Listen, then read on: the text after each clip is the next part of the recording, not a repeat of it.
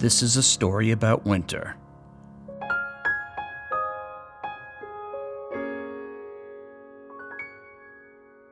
Winter snows affect everything in upstate New York. Sometimes the snow is fierce, the frigid wind blowing across Lake Ontario, depositing vast amounts of snow on the land to the east and south of its shores. Snow can fall at a rate of 4 or 5 inches per hour in the Tug Hill, and those communities to the south of the lake can experience intense bands of heavy snow. It's called lake effect snow, and in this part of the world, it's a 4-letter word.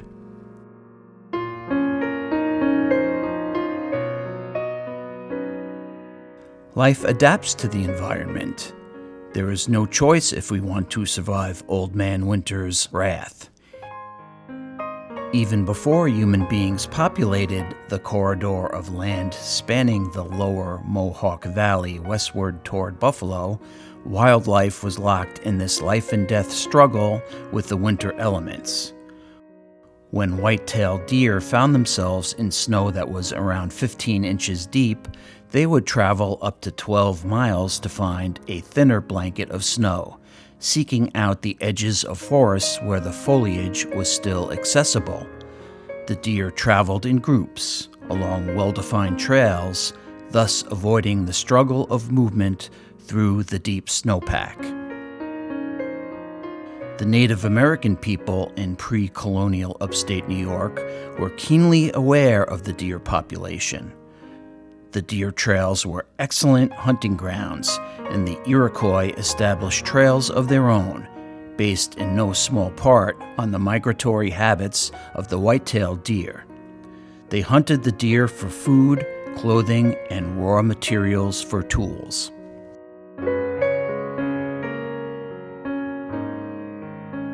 When the New York Historical Society met in 1847, one of the participants said, "The Indians left no permanent monuments."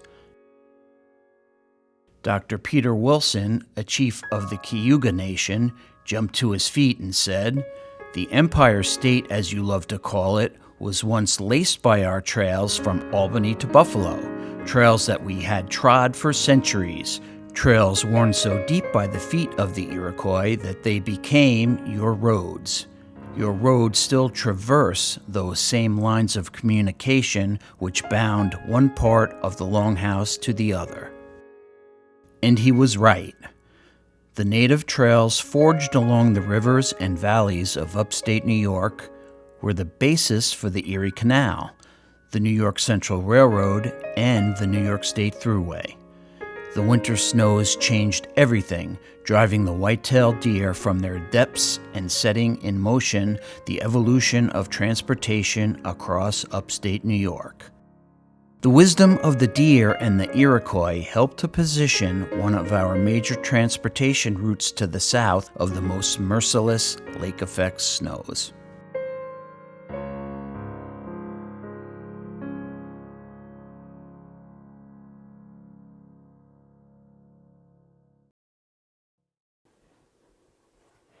Oh, darling, do be careful. I'm always careful, darling. You know that. Oh, I wonder what she'll look like. Oh, I have never met my brother's bride. Oh, she must be beautiful. I'm sure she's quite the looker. Louisiana, do we have enough for our journey? Yes, darling, we're fine. Mrs. Louisiana Hawley, newlywed, married just a few months. At the age of 18 years, I was afraid I was facing the life of a spinster in Johnstown, New York. A spinster? As a partner with your brother-in-law, Mr. Jonathan Hicks of Hicks General Store, the finest general store in these parts since 1813. I'd never let that happen. You would not let that happen? It was my sister Nancy who acted as a proper matchmaker. She told me about this handsome young man who kept shop with her husband. And she told me about this wild and crazy little sister of hers. Harvey, she said no such thing. I am sorry. You're right, my darling.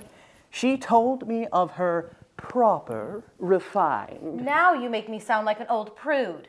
My dearest Mistress Hawley, you are most definitely not an old prude. Thank you, Mr. Hawley, I think.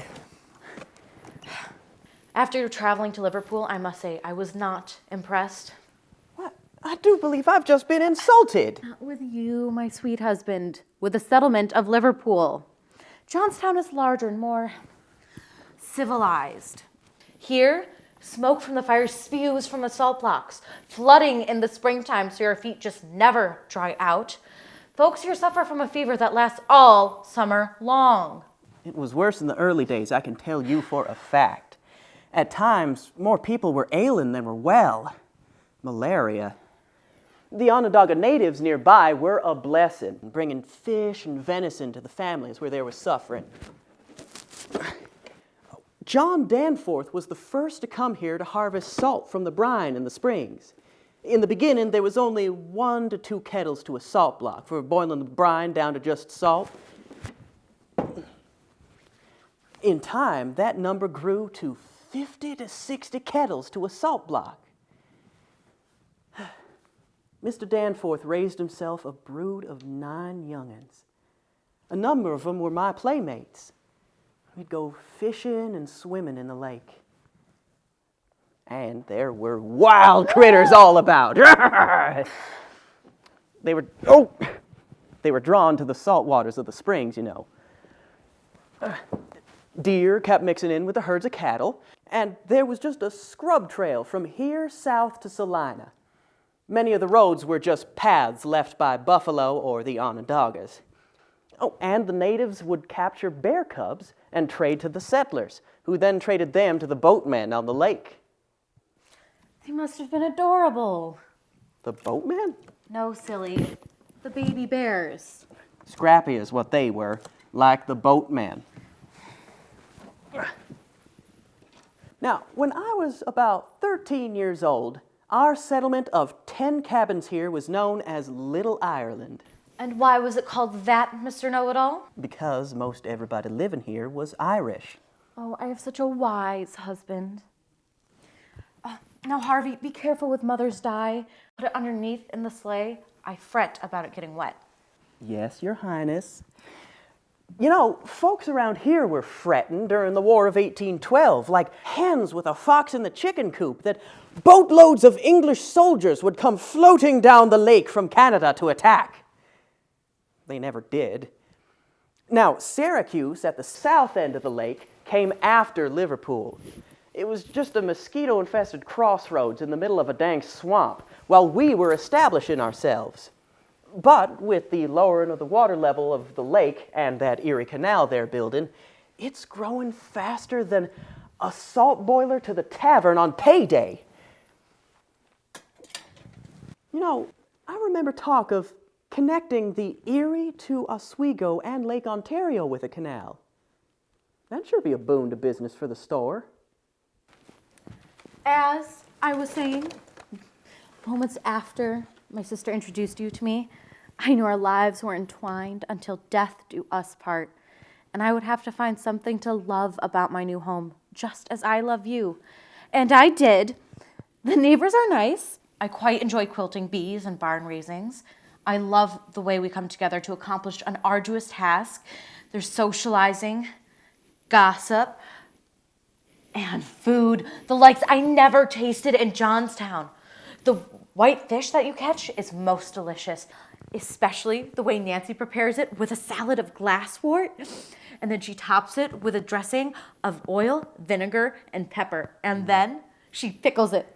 She promised to show me how to put it up for the winter. And then the salt potatoes the Irish salt workers make, I could eat those to my dying day. And the lake. We didn't have a lake near Johnstown. Onondaga Lake. I see it in different moods each morning when I wake up. Over the summer, you paddled us to the other side so I could pick water lilies along the shore. Remember?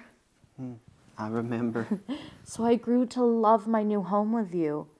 And with the coming of the Erie Canal, which you promised would make us rich. Oh, whoa there, my greedy little wife.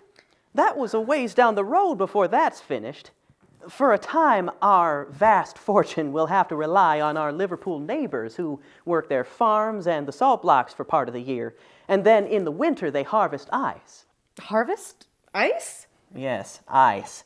You see, a hole is cut into the frozen lake and the ice is taken out. It's kept underground in sawdust. And if one's lucky, it'll last throughout the entire summer and is used to keep food from spoiling. Louisiana? What's the matter? Harvey, this trunk.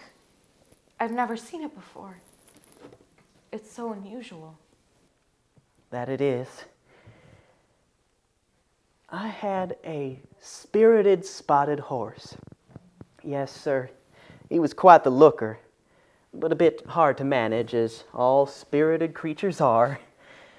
Yes, he was my favorite. Everyone knew him because of his spots. Well, one day during a trip to Salt Point, the beast became spooked and fell, impaling itself on the stump of a sapling that was sticking out of the side of the road. It killed me, but I had to put him down right there so he wouldn't suffer.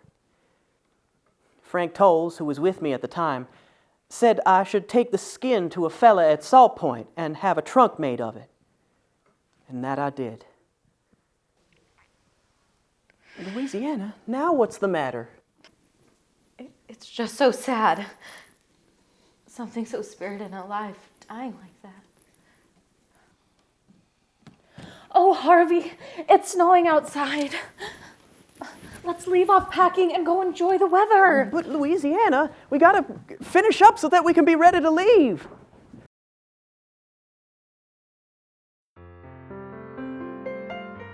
Oh, yes, traveling in the snow. The people of central New York fixate on that aspect of life as soon as the flakes begin to fall. Maybe even before. Is my car good enough to handle winters around here?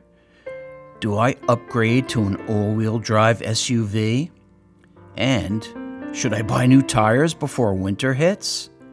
Will the snow hits come in, yes, November, December, January, February, March, April? Is the driveway cleared? Did the plow reach our street? Do you think the thruway will be safe? Bill Asmus, Superintendent of Public Works for the Village of Liverpool, has worked for 30 years making sure the streets around here are clear as quickly as possible. He says he and his crew of 4 try to get the roads ready for to-work traffic by 7 a.m. The worst he's seen was the blizzard of '93 when it snowed on and off for 3 straight days, dumping more than 4 feet on these parts. Asmus says he and his workers stayed in the trucks for 36 hours in a row, even when the state and county pulled their crews. During the blizzard of '66, we were all literally stuck from Saturday evening until Wednesday. The roads were finally cleared and I had to go to work. But that Monday, our whole family had dental appointments at Tom Negus's on 1 Juneberry. And we all put on our skis and skied over there. And it was a fun way to get to the dental appointment.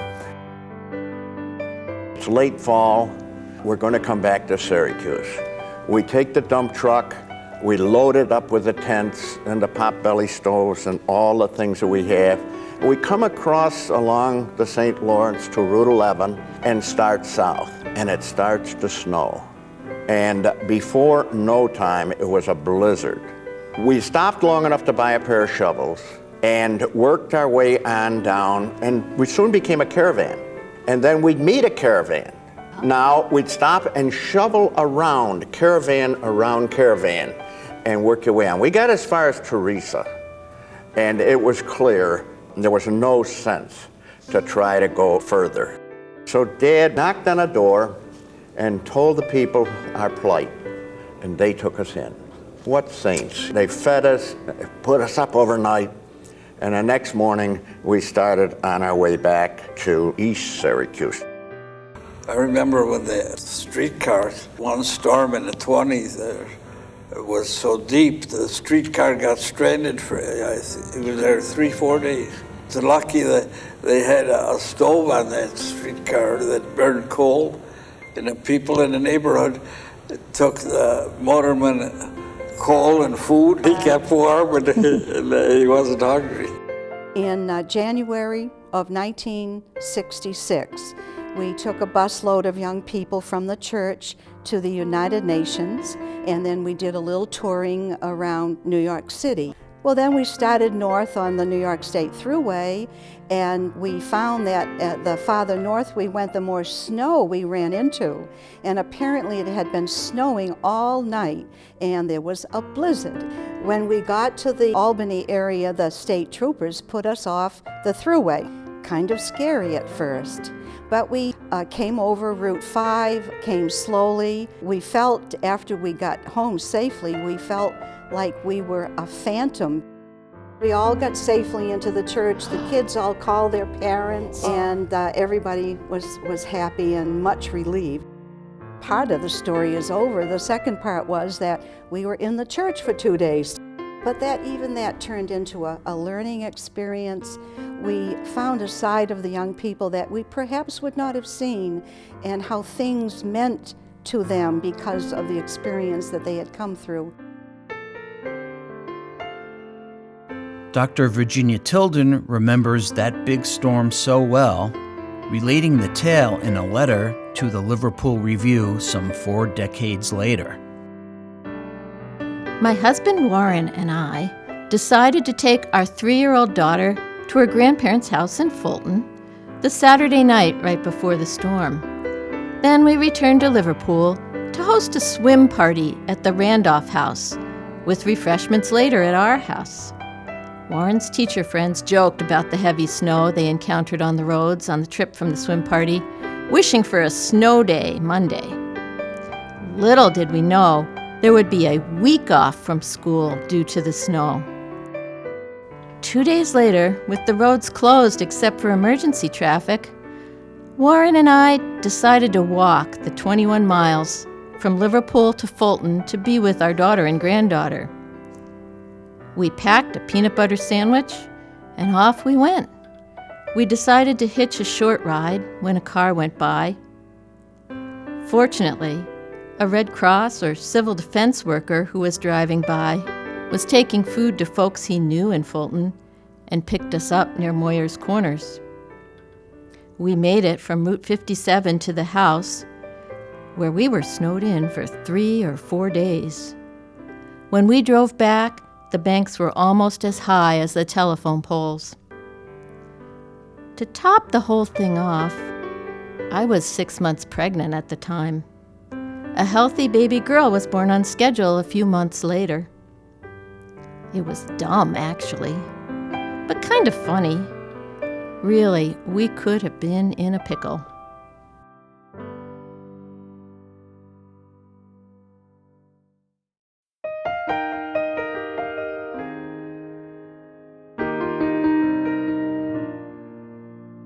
In the 19th century, work crews were sent out onto the frozen lake with long blades to cut the ice.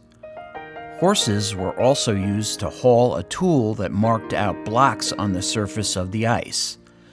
The resulting blocks of ice were used for commercial purposes.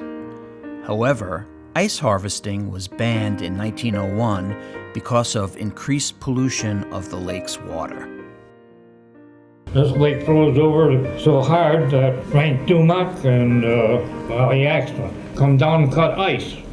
That was at least 2 feet thick. That was a big pastime to go down and watch them cut ice. Yeah. Well, they had to bring the ice in during the summer. Frank Lissman, he owned the People's Ice Company right down there on Oswego Boulevard. The building is still there. And that was Dad's job, running his boat. And they'd go out to Big Bay and they'd load up with ice. Now, they'd go as far as 3 Rivers by mule, and then turn the mules out to pastures. But then from 3 Rivers on, the steamer would tow them up through Cottonoy and into Burton and out to the ice house in Big Bay, and they'd load up. Well, in the afternoon, My dad would take 2 great big 5-gallon paint pails, empty of course, and he'd fill them with ice, chips of ice, and he'd hang them down the side of the boat. And next morning he'd go and he'd pull those pails up. They'd be full of fish. But back in those days, the fishermen were all, we call them pirates, I mean, the law said you can't use certain kind of bait. They'd use it anyway. They used gill nets. They used to set what they call night lines against the law, but it was at night. So at night, the laws all changed.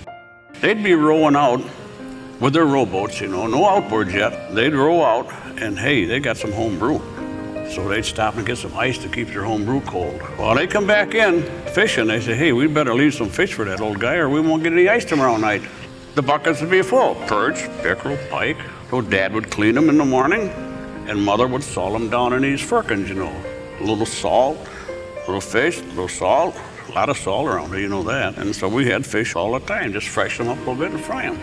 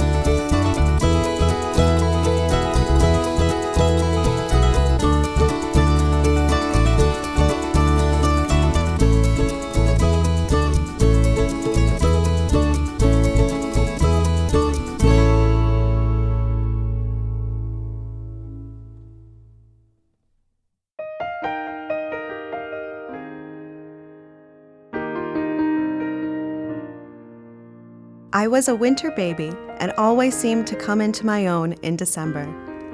There was always plenty of fun in our town in wintertime, but I presume the same pattern repeated itself in every northern community. There were skating, bobsledding, and ice boating for the main activities, and those sports aren't unique in our town. Of course, as a very little girl, I slid down modest hills on a little girl's sled, which was differentiated from a little boy's sled by being higher from the ground.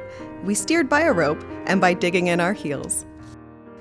As younger children, we occasionally indulged in a sport absolutely forbidden us, catching rides. We would run up behind a horse-drawn sleigh, quickly pass our sled rope around a back runner, and take a bumpy and precarious ride. This was great fun, and we caught rides on the sleighs coming from cutting ice at the lake. All the young people in town skated, of course. Our skating rink was 7 miles long and a mile wide, quite an area. Of course, we had to take nature as we found her, and sometimes our lake was covered too thickly with snow to permit our sport. The only time in my life I ever played hooky from school was on a day when 7 square miles of perfect ice surface beckoned.